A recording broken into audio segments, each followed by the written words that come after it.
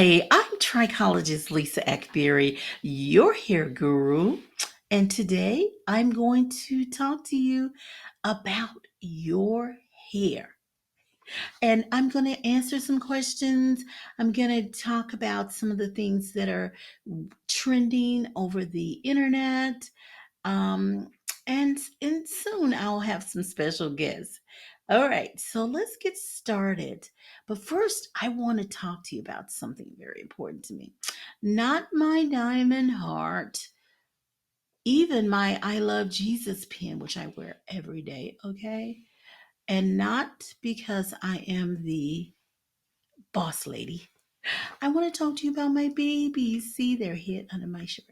Okay, I know they're older. I know they are in their 30s now, but this is how I keep them close to me. Okay, so that bit of news is done. Okay, so let's move on. All right, so something more serious. Now, there has been a recent study published in the Journal of the National Cancer Institute, and it has revealed that women who use chemical hair straighteners frequently are at a higher risk for uterine cancer as opposed to women who do not use those types of products. The study has also revealed that chemicals like paraben, metals, formaldehyde could be some of the contributing factors, and these are used widely in hair straighteners. However, researchers have found no association with uterine cancer for other hair products, which include hair dyes, bleach, highlights, or permanent waves. But let me tell you, there are other studies that talk about hair dyes causing breast cancer. So I just want you to be informed. I want you not to be just informed and have information. I want you to be educated so that you can make a decision for yourself because there is an uptick of women that are rushing back to relaxers, and a lot of them, whether they have naturally straight hair already or they have some slight curl pattern, or whether they're just women with extremely kinky hair, just being able to manage it. So there is an uptick of women running back to relaxers or hair straighteners, as they call it. But I just want you to know a little bit more information. The study estimates that 1.64% of women who never use hair straighteners would go on to develop uterine cancer by the age of 70 anyway. But for frequent users, that risk goes up to 4.05%. That's a big deal. Okay? That is a big deal. So I just want you to be informed. I want not only just informed, I keep saying informed, because that's just information. I want you to become educated. I want you to be empowered with this. I want you to just so you can make that right decisions that's best for you. All right. And this is something that's trending and it was just released, this study. So I just wanted you to know. Okay. All right. Let's get to your questions. Okay. The first question is, what do you recommend for blonde natural hair? And I don't have the names of the individuals who did the question, but I'm going to start saying those names because I want to speak directly to you. Let me explain to you something about natural hair, natural kinky, afro.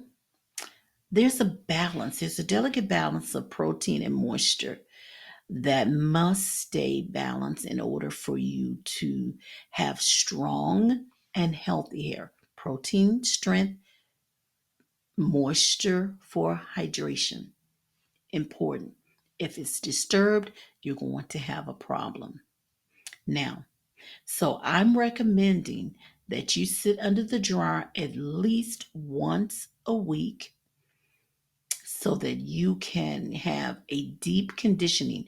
Not walk around with your a plastic cap on your head, but sit under a warm dryer, raise the temperature at 60 degrees for optimum penetration so it can do any repair work that's needed.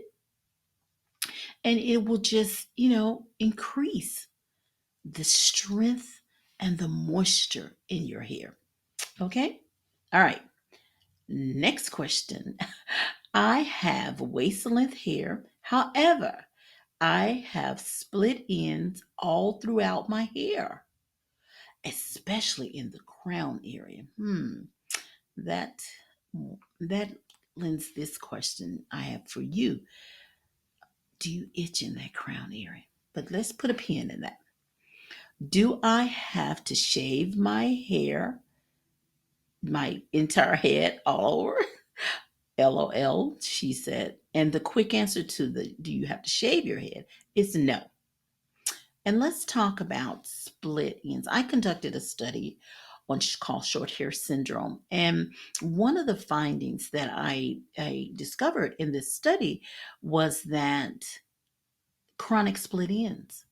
Chronic split ends is where you're not only split on the very end, you're split on the shaft and it goes all the way down the actual ear. So if you trim this end, then it's going to be split in this area. If you trim their ear, this area is going to be split here.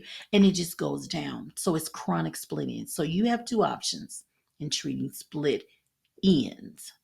You can treat it or cut it away. Now the short answer would be don't cut it, because if you cut it you're going to have a problem with having shorter hair because you're trying to get length, right?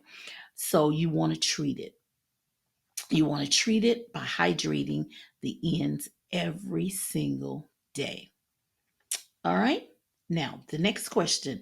I battle I've been battling alopecia for 10 years. In my crown, my hair grows like weeds in other areas, but in my crown it sheds abundantly. First, let's establish the difference between shedding and breakage. First, we have to make sure that you are actually shedding where there's a hair bulb. And you can have strand red, and I will be able to read that for you. You can go on my website and all that. But let me tell you how you can determine whether you're shedding or breaking. You would collect hairs, and then you will, at about a week's amount, and then you will put those hairs on if they're dark hair, you want to put it on a light piece of paper. And if it's light hair, you want to put it on a dark piece of paper. And then you get a light, sit at your dining room table, and then you get a magnifying light, and then you take a look. Separate the ones that have hair bulbs, and that will tell you that's natural shedding, possibly. And then, or you can, if there's a clear break, then that's probably breakage. Okay? Make sure. Now, that as it relates to alopecia, there are two categories of alopecia there's internal and external. Internal alopecia is going to be determined by the actual follicle malfunctioning internally. External alopecia is going to be, so you have symptoms itchy, flaky, tender, all of them or some of them. So make sure that you check that. I can do a virtual analysis or an in person analysis so that you will know more about whether this is internal or external. There's things that I look for. Okay? Now, I want to get to these other two questions. Is it possible to slow down premature graying? No. The short answer. If you find a solution, make sure you let me in on it. Okay? That's very important. All right. So let's talk about gray and how it happens. Gray is an absence of color pigments found in the cortical fibers.